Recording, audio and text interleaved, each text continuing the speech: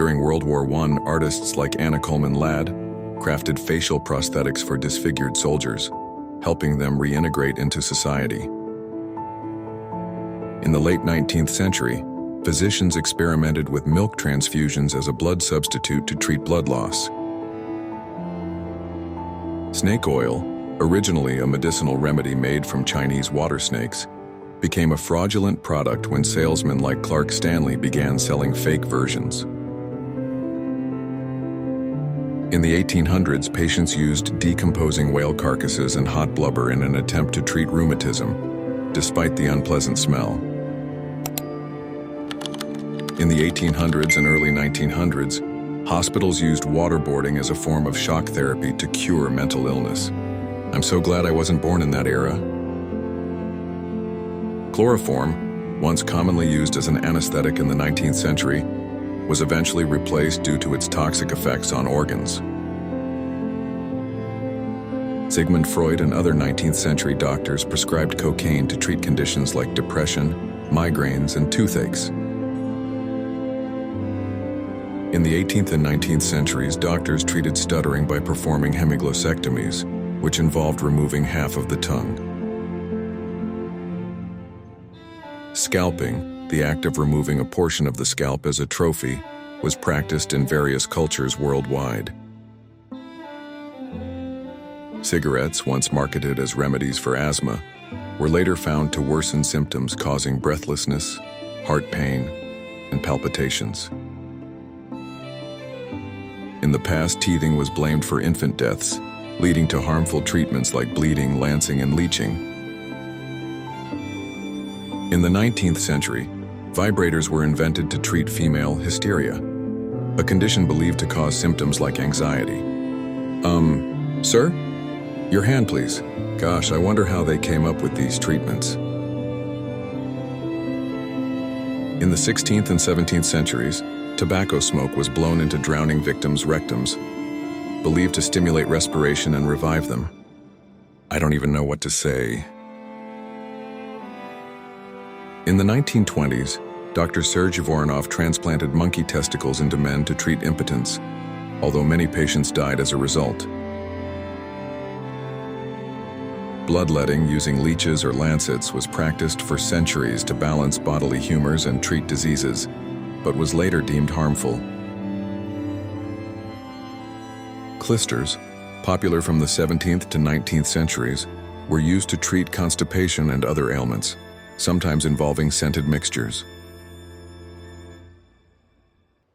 In 1917, early plastic surgery techniques were developed to treat soldiers with facial injuries from World War I.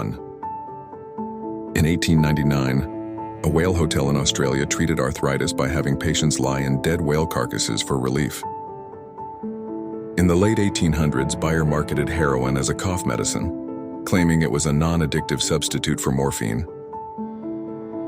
Fen-Phen, a weight loss pill, was withdrawn in 1997 after causing heart issues, resulting in billions in lawsuits. For centuries, consuming human blood, fat, and flesh was believed to improve health, though this practice faded by the 18th century. The Katzenklavier, a cruel instrument that used cats' tails to create sounds, was invented by Johann Christian Ryle to improve mood. Arsenic, found in medicines like Fowler's solution, was used to treat malaria and syphilis, but often caused toxicity and arsenic poisoning. Snail slime was once believed to treat warts by having snails crawl over them before being killed with a thorn. Moldy bread was used to disinfect cuts, as certain fungi like penicillin block the growth of harmful bacteria. Vin Mariani, a tonic of wine and coca leaves, was popular in the 1860s and even inspired the creation of Coca-Cola.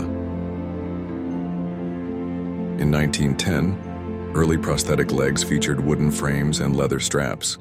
While they offered mobility, they were far less functional than modern prosthetics. Dr. Walter Freeman's lobotomy procedure, which severed brain connections, left many patients incapacitated, with 15% dying from complications.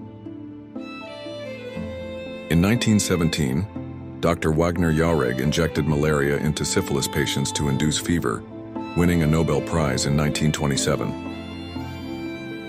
Mercury, once used to treat syphilis and boost vitality, is now known to be toxic, causing kidney damage and neurological issues. Hitler's doctor injected him with crystal meth to keep him alert, contributing to his rigid tactics during World War II. In 1956, animals were introduced into therapy to help patients with emotional support, improving mental health through animal interaction. In 1919, boxing matches were held at Walter Reed Hospital in Washington, D.C., to aid soldiers' rehabilitation and recovery.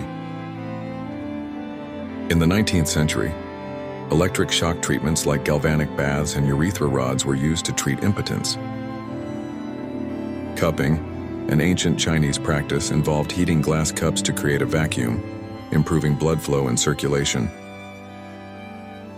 The iron lung used in the 1950s helped polio patients breathe by creating negative pressure around their bodies. Ether, a flammable anesthetic used in the 19th century, was replaced by safer options due to explosion risks. Which of these bizarre historical treatments shocked you the most? Do you know of any other strange practices from the past? Let us know in the comments.